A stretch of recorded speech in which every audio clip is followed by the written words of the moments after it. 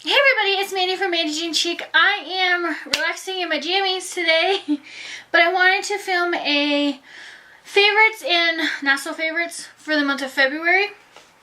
I'll start off with my not so favorites just so I can get them out of the way. My first not so favorite is the Benefit Stay Don't Stray eyelid primer. The reason why I don't like it is I don't think that it conceals anything on my eyelids. My eye makeup does not last longer, and by about 2 o'clock, my eyes burn. So I've used quite a bit of this, so I'm just gonna toss it. And it got like super duper duper watery. Is that normal? Now I got these in an Ipsy bag last month and I don't like the smell. The smell is horrid and they don't even take your makeup off. They are the absolute makeup cleansing tissues. Look like this. This was a sample bag. I am just using them for swatches. I love pomegranate smell. I do. I hate this smell. It is gross. Now for the things that I love this month, I have a lot of eyeshadows because I've been wearing a lot less makeup in the month of January and February just because of time. So I have been doing more like 2 eyeshadow looks. So I want to show you a couple of my favorite combinations. Now I did finish my Pro palette from MAC and I'll do a separate video with swatches and everything on this. But some of my favorite, if I would have dropped this you would have saw me cry. Not because it biffed me in the face, but because I dropped my favorite eyeshadow palette, most expensive eyeshadow palette, may I add. But the colors that I've really been enjoying this month are Typographic, which is a fairly new one for me. I've been wearing that a lot. I've been wearing Shroom, Satin Taupe, love Satin Taupe. I'm wearing that a lot. A lot more mattes this month, just because I have been doing more couple eye looks. I've been loving Woodwinked and Antiqued, brown, soft brown. I love that one. So I've really been enjoying, oh, and this is one of my new ones, Motif. Love it. Blanc Type. Is that Blanc Type? Yeah, that's Blanc Type. Love Blanc Type. Yeah, so I've really been enjoying using this palette. I'm enjoying it more now that it's full because I feel like, you know, I've accomplished something. Very expensive, but I do love it. If you guys see me looking at my viewfinder here, it's not that like I'm disengaging. My camera keeps like doing this weird thing where it like will go into focus and then it'll go out to focus. So I keep like looking over to make sure that I'm in focus. Yeah. And then my under eyes look so dark. I don't know why. Oh, you know what? It's probably because I just got home and I've been rubbing my eyes. But because allergies are like crazy this year here. And they're already moving DC-10s. Here, the big planes, because they said our fire season is going to be so bad. So got that to look forward to this summer. I've been enjoying my Lorac Pro palette a lot. This color, nude, champagne, gold, espresso, sable, mauve, pewter. Let's just say all of them. I love this palette. I'm so glad that I got this. This is just, oh, I love it. I love the colors in here. I love the pigmentation. I love this palette. So this has been definitely a favorite this month. I decided like the middle of February after Valentine's Day, I'm going back to bright lips for spring because I am ready for spring. So I'm wearing it today. My favorite spring colors that is not limited edition that you can buy from MAC anytime is Impassioned. And it's just a really pretty pink, hot pink color. Oh, I just love it. And it's an amplified. So it's really pigmented and smooth, and it just feels like butter on your lips. I love it. This that I bought during the beginning of February and I am loving is the Wet n Wild Take on the Day mattifying powder. I love this as a setting powder. It is, I'm not going to call it a dupe for the NARS light reflecting powder yet until I buy another one of the pressed, because I'm not gonna call something a dupe because I only have the loose powder. From what I remember of the pressed powder, I would call this a dupe. The reason why I'm not officially calling this a dupe yet is because I want to put it on and take some pictures and see if there's any white cast. But, oh my gosh, I love this stuff. I use this like basically like on my nose, on my face here. And it's not that I get oily, because I don't. I'm just using my finger for this, by the way. I like how it sets and then it reflects the light. It's just so awesome for $5. This is like such a win for Wet n Wild. Amazing. No, I love this blush so much. I got this in my Ipsy bag for February and I have been wearing it nonstop. It is the City Color Be Matte Blush in Fresh Melon. Oh my gosh, I want to order more of these. First off, look at how big this blush is compared to my hand. It is the size of the palm of my hand. But it is so pigmented and so smooth. Has a little bit of fallout in there. But my god, for a blush that is like $4, basically free, it blends out so well. It looks so natural. I love that blush. So the only place where I know to get them here is online. I don't know if they sell them in stores here in New Mexico, but the primer that I've been loving this last couple months, and I have not purchased my Benefit Professional lately, but this is the NYX Pore Filler. Whoopsies. The NYX Pore Filler. I like this. This reminds me a lot of the Benefit Professional. It has the same consistency. It fills in my pores. I do get a little bit shinier with this sometimes, but I mean, it's basically, as you can see, I put a little bit on my hand, rub it in, it fills in your pores, it leaves your skin smooth. My foundation doesn't break up with this. It's awesome. Normally you can find that for like between $5 to $10 at Ulta or Target. Target even sells this. I think it's a little more expensive at Target. Now, for another favorite is the Sonia Kashuk, the Smokey Eyes kit. And it's the travel size, so it has these 4 brushes in there, and it has a mirror. And it comes with this little traveling case, and it tells you how to do a smoky eye. The brush that I love out of this is this one right here, and it's the lash line brush. Now, what I love about it is I love this brush for contouring my nose. It is like perfect for that. And it'll give you that line that you can buff out. Now, this also reminds me, smaller, a little bit different shape, but of the MAC, is it like the 165 or something? That a lot of girls are using to contour. But this is such a nice brush. I think this whole kit was like $14. Love it. You get a flat shader brush, an angled, let me tell you what they actually call them, so then you know. The lid brush, which is basically just to pat your shadows on. The crease brush, which has a really cool shape.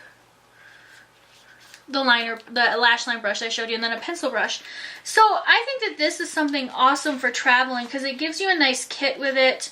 It's small, your brushes are protected. I really like this. Now I have some non-beauty things to share with you guys that I think are kind of cool. My first non-beauty thing is a book that I read that I am obsessed with. And the reason being is I live in Billy the Kid country. I live in New Mexico. I visited a lot of museums that have Billy the Kid artifacts. I've been to Lincoln. I love Lincoln. Ruidoso, White Oaks, all this stuff. And I'm going to blog more about history this year and maybe do some vlogs because I have some cool stuff planned. But something that pains me is my husband's law enforcement. And I understand that in the 1800s and 1850s and 1860s, law enforcement were considered a little bit different because some of them were crooked. And the Lincoln County law enforcement, argue it how you want, Billy the Kid still was a cop killer. He's a murderer.